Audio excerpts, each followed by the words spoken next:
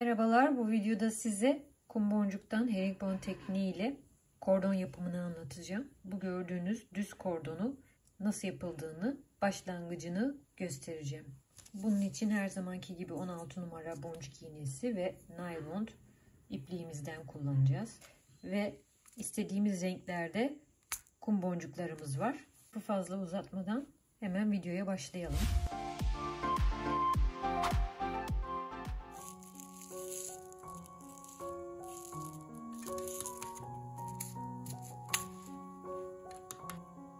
İğneme ipliği geçirdim. 4 tane boncuk alıyorum. Aldığım bu 4 boncuğu ipin sonuna doğru sürüklüyorum. Biraz mesafe bıraktıktan sonra kendime 15-20 santim civarında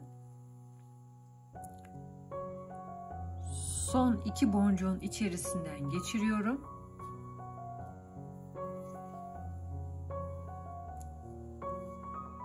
Ve böyle bir dikdörtgen elde ediyorum. Şimdi tekrar 2 boncuk alıyorum. İpin çıktığı yerin arkasından geçiriyorum.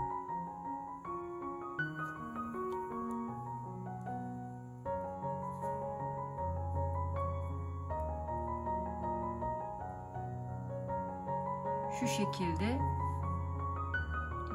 ikili 3 sıra oldu. İğnemi baştaki sıraya taşımam lazım. Başa geldim. İyice sıkıştırın. Şimdi 3 sıra ikili boncuğum oldu. Tekrar 2 tane alıyorum. İpin çıktığı boncuğun arkasındaki boncuktan iğnemi geçiriyorum.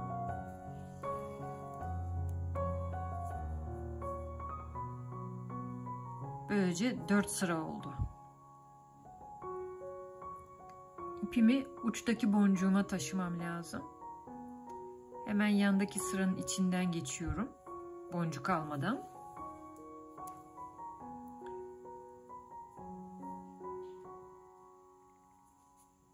Şimdi tekrar 2 boncuk alıp arkasından iğneyi geçiriyorum. Bu şekilde 6 sıra olacak başlangıcım.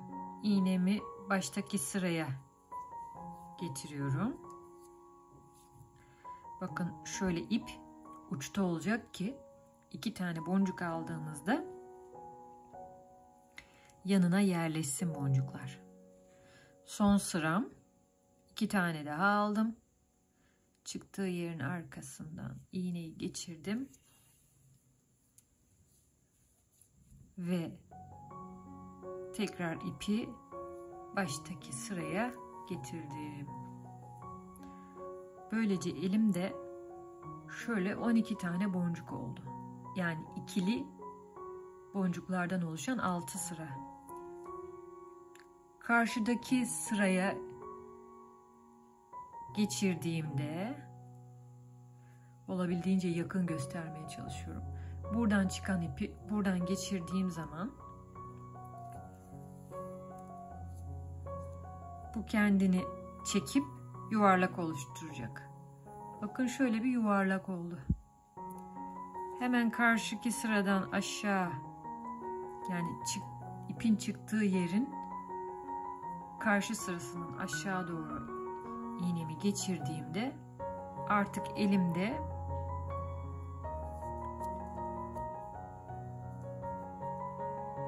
başlangıcım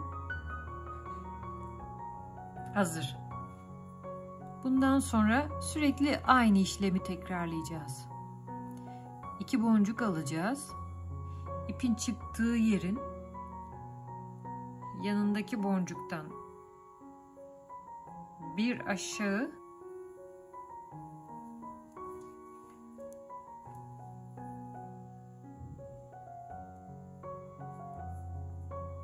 onun da yanındakinden bir yukarı çıkacağız.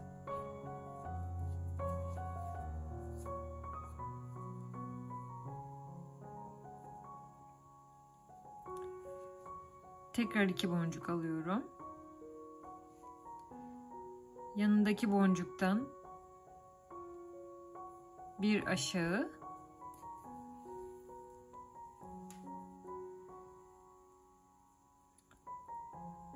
onun da yanındakinden bir yukarı çıkıyorum.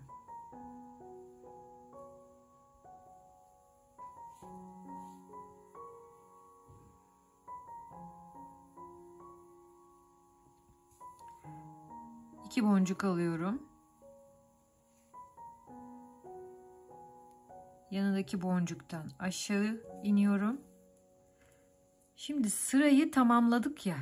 Sırayı tamamladığımız için bakın şurada bu kez 2 boncuktan yukarı çıkmamız lazım.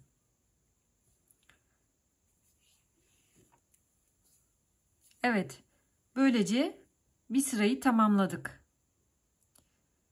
Demin yaptığımın aynısını yaparak ilerleyeceğim. 2 boncuk alıyorum.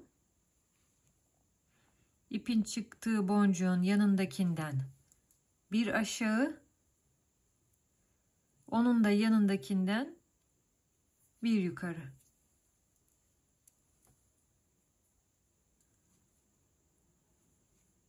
Burada dikkat etmeniz gereken tek şey, sırayı tamamladığınızda bir boncuk aşağı bir boncuk yukarı yapmak yerine bir boncuk aşağı 2 boncuk yukarı yapıyorsunuz. Şimdi tekrar göstereceğim size, bakın. Şu anda sırayı tamamlıyoruz. Nereden anladım? Çünkü bu ikisi yüksek ve bu alçak kaldı. Bakın bununla sırayı tamamlayacağız. Bir boncuk aşağı aldım tamamlarken. Sıkıştırıyorum elimden geldiğince. 2 boncuk yukarı çıkıyorum.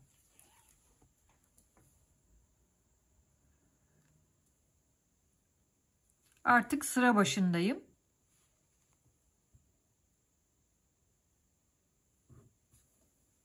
İki boncuk alıp bir aşağı bir yukarı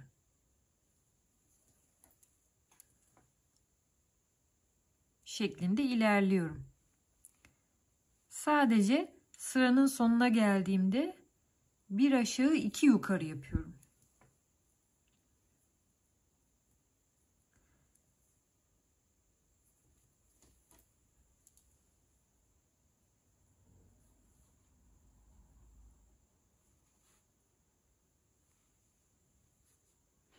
Boncuklarımı aldım. Bir aşağı. Bakın bu sıranın sonundayız artık. Gördünüz mü?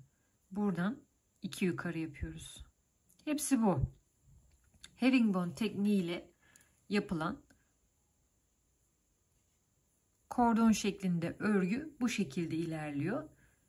İşlemin sonunda elinizde böyle uzun bir kordon oluyor. Bunlardan isterseniz bileklik, isterseniz kolye, isterseniz halhal, gözlük ipi, her şey yapabilirsiniz. Tekniğimiz bu. Umarım faydalı bir video olmuştur. Şimdilik benden bu kadar. Hoşça kalın.